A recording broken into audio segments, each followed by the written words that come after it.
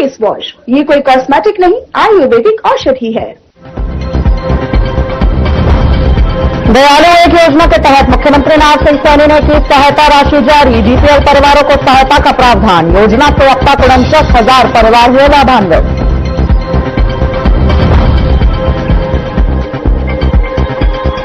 अजय चौटाला पर अनिल विज ने साधा निशाना, लोकतंत्र पर भरोसा न होने की कही बात, तो साथ ही बांग्लादेशी खिलाड़ियों पर भी जताई नाराजगी।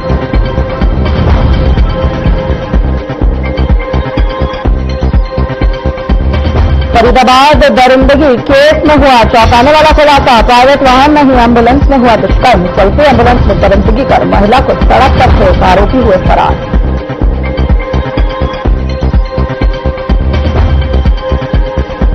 रेवाड़ी में नकाबपोश चोरों ने 7 दुकानों के तोड़ दिए ताले, मंदिर को उखाड़ा, दान पात्र, सीसीटीवी में कैद हुए 3 नकाबपोश चोर।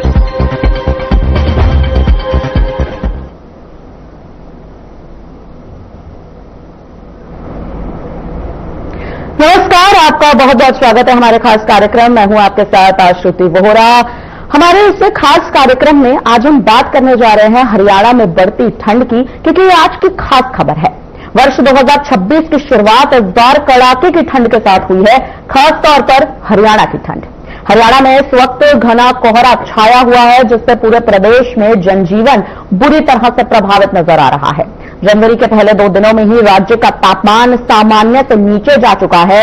अधिकांश जिलों में ठंडी हवाओं के कारण लोग दिन रात ठिठुरने पर मजबूर हो चुके हैं। मौसम विभाग के मुताबिक 2 जनवरी को हरियाणा के कई जिलों में तापमान सामान्य से 3 से 5 डिग्री सेल्सियस तक कम दर्ज किया गया।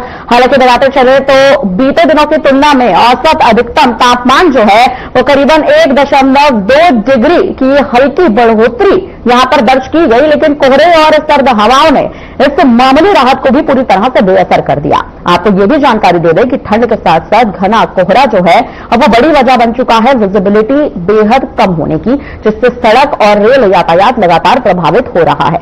आपको बताते चले वाहन चालकों को भारी दिक्कतों का सामना करना पड़ रहा है। मौसम की गंभीरता को देखते हुए भारतीय मौसम विज्ञान विभाग ने इस सीजन में पहली बार हरियाणा के लिए कोहरे को लेकर रेड अलर्ट भी जारी कर दिया है। 3 जनवरी को अंबाला, कुरुक्षेत्र, करनाल जिलों में बहुत घने कोहरे की चेतावनी दी गई है, जहां दृश्यता लगभग 0 तक हो चुकी है। इसके साथ ही मौसम विभाग ने प्रदेश के 12 जिलों में कोल्ड डे की चेतावनी जारी की है, जिसमें कई जिले शामिल हैं। इन जिलों में दिन का तापमान सामान्य से काफी नीचे बन चुका है। तो वहीं आंकड़ों पर अगर बात कर ले, इस बार पूरे हरियाणा में औसत अधिकतम तापमान सामान्य से करीबन 3 डिग्री सेल्सियस कम रिकॉर्ड हुआ है। वहीं आपको बता दें, न्यूनतम तापमान की अगर बात कर ले तो महेंद्रगढ़ जिले के नारनौल में सबसे कम यानी कि 5 डिग्री सेल्सियस रिकॉर्ड किया गया। सवाल अब प्रशासन से है, क्योंकि प्रशासन भी मौसम को लेकर पूरी तरह से अलर्ट मोड पर है। जिला प्रशासन और पुलिस की सतर्क रहने के निर्देश दे दिए गए हैं। आपको यह भी बता दें, फॉग लाइट का इस्तेमाल करें, धीमी गति से वाहन चलाएं। ये तमाम जो सावधानी बरतने की सलाह है वो दी गई है, क्योंकि ठंडी हवाओं और शीतलहर के कारण सर्दी, खांसी, बुखार जैसी तमाम जो बीमारियां हैं वो यहां पर हो रही हैं। प्रबंधन में सतर्कता बरतनी चाहिए, इसके लिए आदेश हैं। कोहरे और अधिक नमी के कारण रोग लगने की आशंका बढ़ती जा रही है। मौसम विभाग के अनुसार आपको बता दें तो पूरे हरियाणा में इस वक्त 5 जनवरी के बाद से कोहरे की जो तीव्रता है वो बढ़ रही है। फिलहाल अब इस पूरे मुद्दे पर चर्चा के लिए हरियाणा में आखिर इस वक्त मौसम के हालात कैसे हैं, इसकी जानकारी के लिए हमारे साथ हमारे संवाददाता मोनू पंचाल फरीदाबाद से जुड़े हैं, प्रवीण आहूजा पलवाल से जुड़े हैं। इनसे अब हम चर्चा करेंगे, इनसे जानेंगे कि आखिर इस बार या अभी के जो हालात हैं वो हरियाणा में आखिर किस तरह से बने हुए हैं। हमारे संवाददाता हमारे साथ जुड़ते नजर आएंगे। क्या हमारे संवाददाताओं को इस वक्त आवाज आ रही है?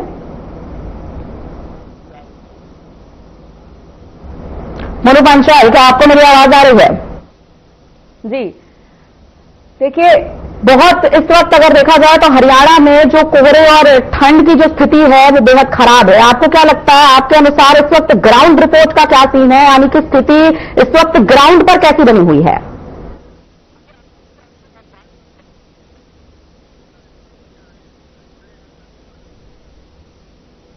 जीरो ग्राउंड की बात की जाए तो लगातार यहाँ पर लोग जो है वो सर्दी का सामना करते हुए नजर आ रहे हैं। ठंड बिल्कुल एकदम कड़कड़ाने की जो ठंड है वो यहाँ पर पड़ती हुई नजर आ रही है। आज वक्त इसके साथ साथ बात की जाए तो कहीं ना कहीं शिक्षा विभाग ने जो फैसला लिया है वो कहीं ना कहीं अहम फैसला यहाँ पर बच्चों के लिए लिया। जिस तरीके से स्कूलों को लेकर के 1 तारीख से लेकर के 15 तारीख तक जो है बंद करने का जो यहाँ पर जो फैसला लिया है वो बिल्कुल सही फैसला लिया गया है, क्योंकि लगातार ठंड यहाँ पर बढ़ती जा रही है और कहीं ना कहीं पहाड़ी इलाकों में जो बर्फबारी यहाँ पर होती हुई नजर आ रही है। तो जिस तरीके से देखा जाए तो शीतलहर जो है वो ठंडी लगातार यहाँ पर बढ़ती हुई नजर आ रही है, क्योंकि आम जीवन पर जो है यहाँ पर प्रभाव जरूर यहाँ पर सर्दी डालती हुई नजर आ रही है। क्योंकि जिस तरीके से आम जीवन पर जिस तरह लोग लेबर यहाँ पर जो रोजमर्रा के जो कमाने वाले लोग हैं, लेबर जो गिरी यहाँ पर करते हैं, बेलदारी करते हैं, चाहे तमाम तरीके से यहाँ पर जो कुरियर का काम जो करते हैं उन पर जो है कहीं ना कहीं ये सर्दी प्रभाव यहाँ पर डालती हुई नजर आ रही है, क्योंकि लगातार ठंड यहाँ पर बढ़ती हुई नजर आ रही है। तो कहीं लोग जो है गर्म कपड़ों का जो है यहाँ पर सहारा लेते हुए नजर आ रही है। इसके साथ साथ बात की जाए तो लगातार जगह जगह देखा जाए तो आसूर्ती यहाँ पर अलाप बाजार करके जो है वो सर्दी से बचाव करते हुए लोग नजर आ रहे हैं। वहीं लगातार सरकार भी कई एडवाइजरी जो है वो यहाँ पर जारी करती हुई नजर आ रही कि अगर किसी जरूरी कोई काम हो तभी वो बाहर निकले, अन्यथा वो घर में रहे, क्योंकि जिस तरीके से ठंड जो है वो लगातार बढ़ती हुई नजर आ रही है तो लोग बीमार भी होते हुए आसूर्ती नजर जरूर आ रहे हैं। आसूर्ती इसके साथ साथ देखा जाए तो हॉस्पिटलों में काफी भीड़ जो है यहाँ पर देखने को मिल रही है, क्योंकि लोगों को बुखार, सर्दी, जुकाम इस तरीके की जो बीमारियां वो यहाँ पर उत्पन्न पैदा होती हुई नजर आ रही है। और कहीं लगातार यहाँ पर हॉस्पिटलों में जो है वो यहाँ पर भीड़ बढ़ती हुई नजर आ रही है। वहीं लगातार यहाँ पर डॉक्टर एडवाइजरी भी दे रहे हैं कि जिस तरीके से देखा जाए तो खान पान का और गर्म कपड़ों का इस्तेमाल करें, क्योंकि ठंडी चीजों से बचे, उबला हुआ पानी जो है वो यहाँ पर गर्म करके वो पिए। तो इसके तरीके की एडवाइजरी यहाँ पर जरूर यहाँ पर दी जा रही है। इसके साथ साथ बात की जाए तो आसूर्ती यहाँ पर लगातार रैन बसेरों को लेकर के भी यहाँ पर निरीक्षण यहाँ पर जरूर सरकार की तरफ से किए जा रहे हैं, क्योंकि सर्दियों के टाइम पर रैन बसेरों को चालू कर दिया जाता है। उसके साथ ही किस तरीके की व्यवस्थाएं, किस तरीके की चीजें या किसी तरीके की जो यात्री है या जो ठहराव करते हैं उनको किसी तरीके की समस्या तो नहीं है, इसको लेकर के लगातार यहाँ पर सरकार एक्टिव होती हुई नजर आ रही है तमाम तरीके के रैन बसेरों को। क्योंकि फरीदाबाद की बात की जाए तो फरीदाबाद में लगभग 5 से 6 रैन बसेरों को जो है वो यहाँ पर तैयार किया हुआ है। यहाँ पर लगातार व्यवस्थाओं को बात की जाए, चाहे वो कपड़ों को लेकर के बात की जाए, हिट कंडक्टरों को चलाने की बात की जाए, तो इस तरीके की चीजें जो है वो यहाँ पर सरकार जो है वो यहाँ पर मुस्तैद और नगर निगम जो अधिकारी विभाग है वो यहाँ पर मुस्तैद होते हुए नजर आ रहे हैं। उसके साथ साथ बात की जाए तो कहीं ना कहीं सर्दी के चलते आसूर्ती यहाँ पर फसल पर जो है वो काफी फायदा यहाँ पर किसानों को मिलता हुआ नजर आ रहा है। जी आसूर्ती, ठीक है। तो आपसे सवाल रहेगा मेरा, रेल यातायात, सड़क सुरक्षा, कई अहम मुद्दे हैं जो इस वक्त हरियाणा में ठंड की वजह से प्रभावित हो रहे हैं। क्या लगता है आपको रेल यातायात को लेकर इस वक्त सरकार के आखिर क्या नियम है जो यहाँ पर सरकार उठाने का प्रयास कर रही है? क्या सुरक्षा नियम है? लगातार कड़ाके की ठंड है और लोग अपने घरों में रह, अगर व्यापार की बात करते हैं तो काफी व्यापार की स्थिति काफी नीचे आई है। लोग परेशान हैं, क्योंकि एक तो लोग इतनी कड़कड़ाते ठंड में लोग घर से निकलना नहीं चाह रहे हैं, और निकलना भी अगर उनके लिए मजबूरी है तो लोग ऑनलाइन का सहारा ज्यादा ले रहे हैं। तो उसके चलते हुए अगर हम रेल और बस की व्यवस्था की बात कर लेते हैं, सरकार की ओर से पब्लिक ट्रांसपोर्ट तो बेहतर दिया हुआ है, अगर क्योंकि एक तो मौसम इतना ठंडा है, लोग घरों से निकल नहीं पा रहे हैं। इसका सीधा सीधा असर देखा जा सकता है कि कोहरे के कारण अगर हम बात करते हैं तो जो हमारे कश्मीर और हिमाचल से सटे जो आसपास के प्रदेश है, जैसे कि पंजाब है, हरियाणा है, उत्तर प्रदेश है, राजस्थान है, तमाम राज्यों में इस समय कोहरे की मार देखी जा रही है। एक तो ठंड की मार है, कोहरे की मार है, तीसरी सबसे बड़ी मार जो है वो प्रदूषण की मार है। लोग तीनों मार से जो ग्रस्त है, लोग परेशान हो रहे हैं कि किस तरह से इनसे बचा जा सकता है।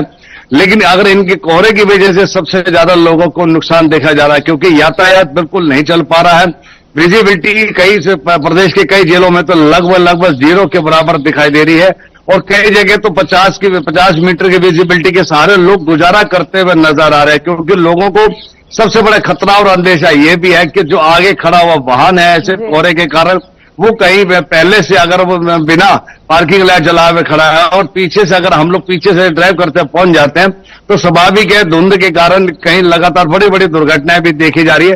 तो उसका खामियाजा लोग उठाने से बचने के लिए लोग घरों में रहना मजबूर हो रहे हैं।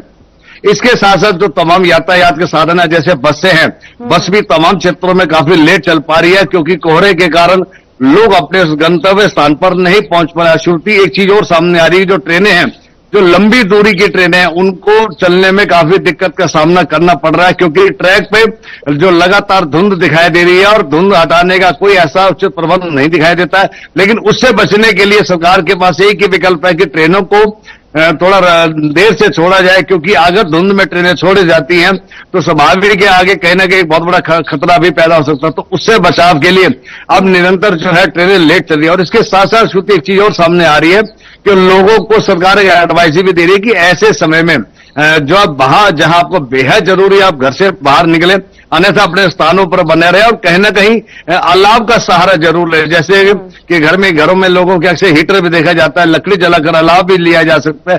तो ऐसी चीजों को सहारा लेकर आप अपने शरीर के तापमान को बरकरार रख सकते हैं, क्योंकि लगातार जो ठंड का जो तापमान है वो डिग्री लगातार गिरती चली आ रही है। अगर हम आसपास के जिले की बात कर लेते हैं, जो आसपास के, जो कि पंजाब से सटे हुए जो हमारे जिले हैं, वहां लगातार 5 डिग्री तक तापमान गिरता हुआ देखा गया। तो ये कहने के आने वाले लोगों के लिए एक भयंकर ठंड का सामना भी करना पड़ेगा। और मौसम विभाग का यह भी कहना है श्रुति, कि अब आने वाले दिनों में ठंड और भी बढ़ सकती है, लेकिन उसका लेकर बाजारों में कहीं रौनक देखी जरूर जा रही है। श्रुति, एक नई चीज सामने आ रही है कि बाजारों में रौनक जो है वो जिसे कहते हैं कि मूंगफली और गज्जक की रौनक अब बढ़ती देखी जा सकती है, क्योंकि तिल का जो है वो लोग सेवन करने लगे हैं। और डॉक्टर भी कहने लगे हैं कि आपको तिल का सेवन भी करना चाहिए, क्योंकि कुछ ही दिनों के बाद मकर संक्रांति का उत्सव पूरे भारत में बड़ी धूमधाम से मनाने की लोगों में अब कवायद शुरू हो चुकी है। लोग मकर संक्रांति का इंतजार कर रहे हैं, क्योंकि सूर्य देव जो है वो अपनी दिशा बदल देते हैं। तो उससे कहीं ना कहीं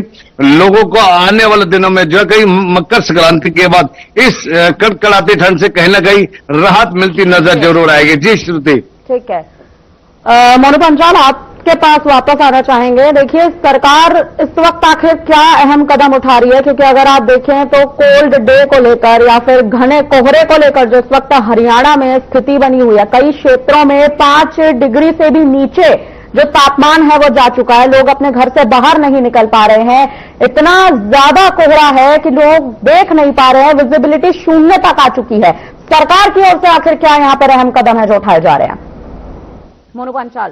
देखिए आशुति, अगर बात की जाए तो सरकार के साथ साथ अगर बात की जाए तो कहीं ना कहीं जो ट्रैफिक यानी पुलिस विभाग की बात की जाए तो एक अहम फैसला यहाँ पर साफ तौर से यहाँ पर लेते हुए नजर आ रहे हैं तमाम तरीके यहाँ पर पोस्टर। क्योंकि अगर बात की जाए तो फरीदाबाद के अंदर एक सरल मेला जो है वो यहाँ पर आयोजित किया गया, उसमें भी लगातार तमाम बाहर के लोग, हरियाणा के लोग और फरीदाबाद के लोग वासी जो है उस मेले का आनंद लेने के लिए पहुंच रहे हैं। और यहाँ पर बात की जाए तो आशुति, यहाँ पर साथ ही साथ अगर ट्रैफिक के नियमों की बात की जाए तो ट्रैफिक के नियमों को यहाँ पर लगातार यहाँ पर एडवाइजरी यहाँ पर दी जा रही है, क्योंकि जिस तरीके से विजुअलिटी लगातार कम होती हुई नजर आ रही है, क्योंकि धुंध तो जो है बहुत यहाँ पर देखने को मिल रही है, क्योंकि ग्रामीण क्षेत्र है फरीदाबाद और एनसीआर भी माना जाता है, तो पूरी तरीके से धुंध जो है यहाँ पर बढ़ती हुई नजर आती है। तो उस समय पर कहीं ना कहीं एडवाइजरी यहाँ पर जरूर की गई है आशुति, रिफ्लेक्टर यहाँ पर लगाए जाए।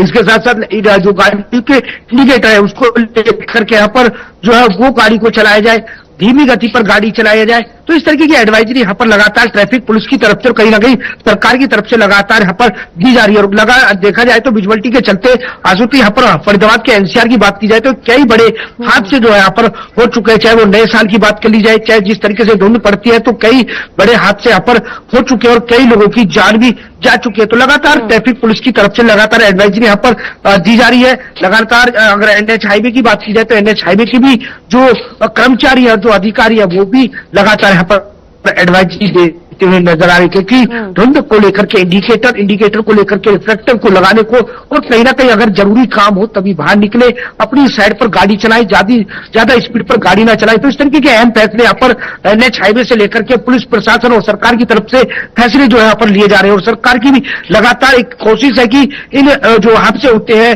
सर्दियों के समय में, धुंध के समय में, उनको कम किया जाए, यानी कि बिल्कुल हादसे इस तरीके के ना हो। तो इसको लेकर के जो फैसले वो यहाँ पर लिए जा रहे हैं, एक अहम कदम यहाँ पर उठाए जा रहे हैं। हेलमेटों को लेकर के अगर बात की जाए तो जो टू व्हीलर जो चालक होता है वो अपने हेलमेट पर रिफ्लेक्टर लगाकर चले, गाड़ी पर रिफ्लेक्टर लगाकर चले, इंडिकेटर जलाकर चले, तो इस तरीके की एडवाइजरी यहाँ पर जरूर यहाँ पर दी जा रही है। उसके साथ साथ बात की जाए तो जिस तरीके से बसों की बात की जाए तो यहाँ पर रोडवेज में भी जो लगातार जागरूक जो है यहाँ पर किया जा रहा है, क्योंकि जगह जगह पर जो कैंप जो है वो यहाँ पर लगाए जा रहे हैं आसक्ति। उसके साथ साथ ट्रैफिक पुलिस भी, जो रेलवे कर्मचारी है वो यहाँ पर पहुंच रही है, ट्रैफिक पुलिस, और वहां पर भी जो ड्राइवर को लेकर के कहीं ना कहीं ट्रैफिक के नियम जो है जो विजुअलिटी कम होती है, धुंध को लेकर के यहाँ पर नियमों को लेकर के यहाँ पर समझाया जा रहा है, क्योंकि लगातार यहाँ पर हरी पट्टी, पीली पट्टी, इस तरीके की जो पट्टियां रिफ्लेक्टर है वो यहाँ पर बसों से लेकर के कई यात्रियों को लेकर के यहाँ पर लगातार जो रिफ्लेक्टर है वो यहाँ पर लगाए जा रहे हैं। इसके साथ साथ बात की जाए तो जिस तरीके से आवारा पशु जो रोड पर घूमते हैं उन पर भी जो है रिफ्लेक्टर लगाने का काम ट्रैफिक पुलिस के साथ साथ निजी जो संस्थान है वो यहाँ पर काम करते हुए नजर आ रहे हैं। तो कहीं ना कहीं एक अहम फैसला कदम जो है वो सरकार से लेकर के ट्रैफिक पुलिस तक जो है वो यहाँ पर उठाते हुए नजर आ रहे हैं। जी आसुकी। ठीक है, प्रवीण आहूजा, आपसे अहम सवाल रहेगा। देखिए, रैन बसेरों की यहाँ पर जो व्यवस्था की जा रही है, अलाव की व्यवस्था की जा रही है, क्या लगता है व्यवस्था पर्याप्त है? क्योंकि ठंड की जो स्थिति है वो हरियाणा में लगातार बढ़ रही है, न केवल हरियाणा में बल्कि तमाम राज्यों में। हालांकि हम बात तो इस वक्त हरियाणा की ही करेंगे, लेकिन देखा जाए तो प्रदूषण भी एक बहुत बड़ा फैक्टर है यहाँ पे। तो क्या लगता है रैन बसेरों और जिस हिसाब से देखा जाए तो क्या ये पर्याप्त है? ये सुविधाएं जो है, ये व्यवस्थाएं जो हैं, सरकार की तरफ से पर्याप्त साबित हो रही हैं जनता के लिए? प्रवीण आहूजा। श्रुति, अगर हम रैन बसेरों को लेकर अगर हम बात करते हैं तो कहीं ना कहीं ये जो सरकार की जो होती है कि खाना पूर्ति वाले काम दिखाई देते हैं। अगर धरातल पर अगर जाकर देखें तो उन लोगों के लिए जहां सोने की व्यवस्था बनाई हुई है, चाहे वो आसपास की धर्मशाला है या जो बस अड्डे पर खड़ी पुरानी बसें हैं, उनको ही रैन बसेरा का रूप दे दिया जाता है। लेकिन हैरानी तब होती है जब बीती रात पर जिला प्रशासन की ओर से पलवल के उपमंडलाधिकारी ज्योति ने भी औचक निरीक्षण किया है, तमाम व्यवस्था को जायजा लिया है और वहां पर जो कर्मचारी हैं उनको खास करके महिलाओं की सुरक्षा और उनके रहने की व्यवस्था को लेकर सख्त निर्देश भी दिए गए हैं कि इनकी सुरक्षा के साथ साथ इनकी व्यवस्था का होना बेहद जरूरी है। लेकिन अगर जब हमने वहां ग्राउंड लेवल पर जो हर खबर चैनल के रिपोर्टर वहां पर मौके पर पहुंचे तो वहां जायजा लिया, तो वहां जाकर देखा कि बिछाने के लिए नीचे मात्र एक दरी दी गई है और दरी से क्या ठंड रुक पाएगी, ऐसा नहीं हो सकता है, क्योंकि नीचे के बिछाने के लिए बस की जो शीट है, यानी कि बस में जो अंदर बैठने की व्यवस्था होती है उसी पर वो दरी बिछाई जाती है और उसी के ऊपर इनको एक रजाई, पुरानी सी रजाई और या कंबल दे दिया जाता है। तो ये कहीं कहीं जो व्यवस्था है ये कहना कि सवालिया निशान जरूर लगाती है। तो ऐसी व्यवस्थाओं के लिए वहां के जो रात को रहने वाले जो गंतव्य स्थानों पर जाने वाले राहगीर, उनका ये कहना है कि व्यवस्था अगर नीचे की व्यवस्था अच्छी होगी, क्योंकि ठंड हमेशा शरीर में नीचे अगर उनका जो आसन जो है सोने की जो व्यवस्था अगर वो ठीक नहीं होगी तो स्वाभाविक है उनको ठंड लगेगी और उनको नुकसान भी होगा, क्योंकि रात को जो कड़कड़ाती ठंड है, मौसम ठंडा, रात को तो तापमान बहुत ज्यादा नीचे गिर जाता है। पिछले कई दिनों से तो सूर्य देव के दर्शन भी नहीं हो पा रहे हैं, क्योंकि जो तपिश थी वो बिल्कुल धरती पर खत्म हो चुकी है। तो उसको लेकर तमाम जो वहां के रहने वाले राहगीर हैं उनको चिंता सताने लगी है कि कोई व्यवस्था हो लेकिन मजबूत हो। हालांकि उनका ये भी कहना है कि प्रशासन काम तो कर रहा है, लेकिन कहने की व्यवस्थाओं में कमी देखी जा सकती है। तो उसको लेकर इस तरह की व्यवस्थाओं में कमी जरूर देखी जा रही है। लेकिन हाँ, ये जरूर है कि रैन बसेरा जरूर बनाए हुए हैं। जैसे पलवल के आसपास की जो रेलवे स्टेशन के आसपास एक धर्मशाला है, वहां पर भी रैन बसेरा बनाया हुआ है।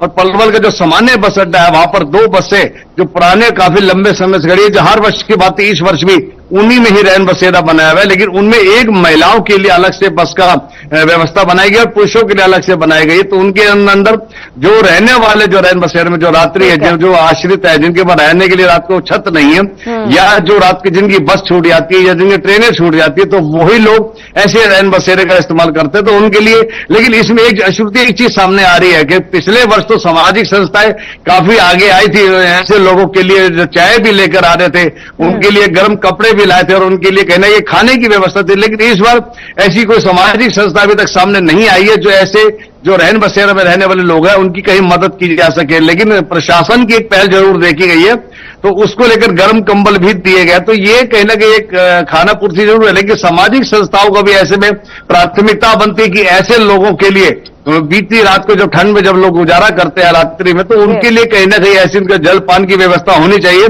क्योंकि शरीर का तापमान को बरकरार रखने के लिए कहने की अलाव का भी जरूरी है, क्योंकि लकड़ी की भी कोई व्यवस्था वहां पर ऐसी नहीं है कि वहां पर कुछ लोग रहने वाले लकड़ी जलाकर अपनी रात काट सकते हैं। तो ये तमाम व्यवस्थाएं अभी कहीं ना कहीं इनमें कमी देखी जा रही है। तो इसके लिए अश्यूति कहना कि सरकार को एक सख्त कदम उठाना होगा, क्योंकि सरकार का कर्तव्य बनता है कि तमाम जो प्रदेश के नागरिक है उन सभी की सुरक्षा करना और उनकी व्यवस्था बनाना सरकार का प्राथमिकता बनती है।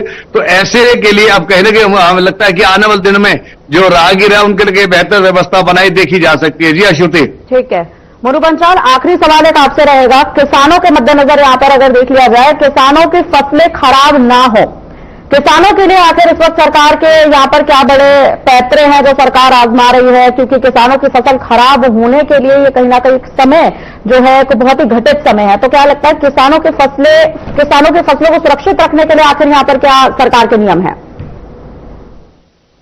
अश्यूति देखिए, अगर अब बात की जाए तो जिस तरीके से ठंड, क्योंकि अगर बात की जाए तो इन समय में गेहूं की फसल और जिस तरीके से सरसों की फसल सबसे ज्यादा होती है, और कहीं ना कहीं सब्जियां जो है ये सब्जियां भी यहाँ पर सबसे ज्यादा किसान बो करके अपने पेट पालन पोषण जो है वो करता हुआ नजर आता है। लेकिन जिस तरीके से देखा जाए तो आसक्ति, क्योंकि मौसम जिस तरीके से लगातार करवट बदलता हुआ नजर आ रहा है, तो उसके चलते फसल की जो गेहूं की जो फसल है वो पूरी तरीके से यहाँ पर किसानों के लिए फायदेमंद साफ तौर से देखी जा रही है, क्योंकि जिन किसानों ने गेहूं की फसल सबसे ज्यादा जो बोई है उसका कहीं ना कहीं किसानों के चेहरे पर जो खुशी साफ तौर से देखी जा सकती है। लेकिन जिस तरीके से अब लगातार कहीं ना कहीं जो सरसों की जो फसल है उसमें कहीं ना कहीं अनुमान जो है वो कहीं ना कहीं लगाए जा रहे हैं, क्योंकि अगर मौसम विभाग की बात की जाए तो मौसम विभाग लगभग 11 तारीख तक बारिश करने के होने की दावा यहाँ पर करता हुआ नजर आ रहा है कि अगर बारिश होती है तो यहाँ पर एक तरफ किसानों की गेहूं की फसल पर सोना उगने का काम करेगा, तो दूसरी तरफ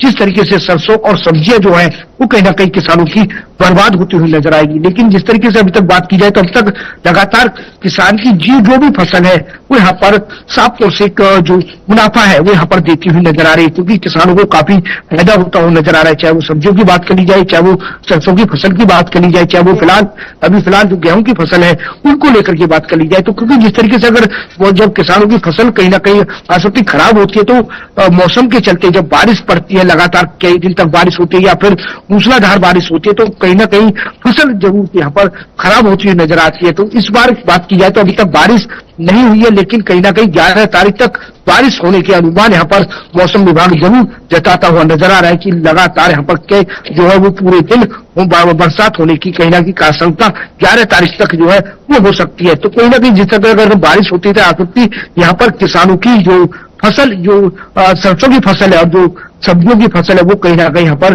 खराब होती हुई साफ तौर से देखी जा सकती है। किसानों को नुकसान हो सकता है, लेकिन एक तरफ जिन किसानों ने अपनी गेहूं की फसल यहाँ पर लगाई हुई है उनके चेहरों पर जरूर खुशी यहाँ पर चेहरे पर खुशी देखी जा सकती है। तो कहीं ना कहीं जिस तरीके से जब कहीं ना कहीं किसानों का नुकसान जब होता है यहाँ पर आसुर्ती, तो कहीं ना कहीं सरकार एक ड्यूटी यहाँ पर जो है वो लगाती है, पटवारियों की ड्यूटी यहाँ पर लगाती है, उनके खेतों की सर्वे यहाँ पर की जाती है। और कहीं जिस तरीके से अभी तक बात की जाए तो कहीं ना कहीं लगातार ग्रामीण क्षेत्रों में जो पटवारी से लेकर के और कहीं ना कहीं तहसीलदार तक लगातार यहाँ पर पहुंच रहा है। और कहीं किसानों की जो फसल है किसने कितनी फसल यहाँ पर पंजीकरण जो है वो करते हुए साफ तौर से देखे जा रहे हैं, क्योंकि लगातार जगह जगह ग्रामीण क्षेत्रों में मेला यहाँ पर जो कैंप है वो यहाँ पर लगाए जा रहे हैं और उसी के अनुसार यहाँ पर आंकड़े जो है वो सामने आते हैं कि आखिर किस किसान ने कितनी फसल कौन सी फसल बोई है और जिस तरीके से बारिश होती है तो किसकी कौन सी किसान के नुकसान यहाँ पर सबसे ज्यादा हो सकता है। तो इसको लेकर के यहाँ पर लगातार कैंप यहाँ पर लगाए जा रहे हैं, पंजीकरण यहाँ पर किए जा रहे हैं। लेकिन अगर नुकसान होती है तो सरकार पूरी तरीके से किसानों के नुकसान की भरपाई के लिए भी यहाँ पर पूरी तरीके से मुस्तैद साफ तौर से देखी जा सकती है। और कहीं ना कहीं लोगों को ठंड से काफी जो है शीतलहर जो लगातार यहाँ पर आसुर्ती देखी जा रही है, तो उसके चलते कहीं ना कहीं लोगों को जो सर्दी के चलते सामना यहाँ पर करना पड़ रहा है सर्दी से। जी ठीक है, आपको रोकना चाहूंगी मोनू पंचाल, आप दोनों का बहुत बहुत धन्यवाद हमारे साथ इस चर्चा में जुड़ने के लिए। वापसी लौटेंगे और अब बात करेंगे हरियाणा की। एक बार फिर से जो इस वक्त हरियाणा में स्थिति चल रही है, हरियाणा में ठंड की जो स्थिति है वो यहाँ पर बढ़ती जा रही है। लगातार जो सरकार है वो कई बड़े एक्शंस ले रही है। मुद्दा और इसी बात पर है कि आखिर सरकार इस वक्त क्या और ठोस कदम उठाएगी, क्योंकि शीतलहर हरियाणा में लगातार बढ़ रही है। विजिबिलिटी शून्य समान यहां पर पहुंच चुकी है। जिस हिसाब से हमारे संवाददाताओं ने तमाम बड़ी जानकारियां दी हैं, क्षेत्र क्षेत्र का दौरा करके ग्राउंड रिपोर्ट के जरिए यहां पर कई बड़ी जानकारियां दी जा रही हैं। अब फिलहाल जो नजर है वो इसी पर बनी हुई है कि आखिर हरियाणा सरकार इसके लिए क्या ठोस कदम, क्या बड़े कदम उठाती नजर आने वाली है। तो फिलहाल हमारी तरफ से और आपके लिए इस खास चर्चा में इतना ही। आप बने रहिए हमारे साथ, देखते रहिए हमारा खास चैनल। मुझे दीजिए इजाजत, नमस्कार।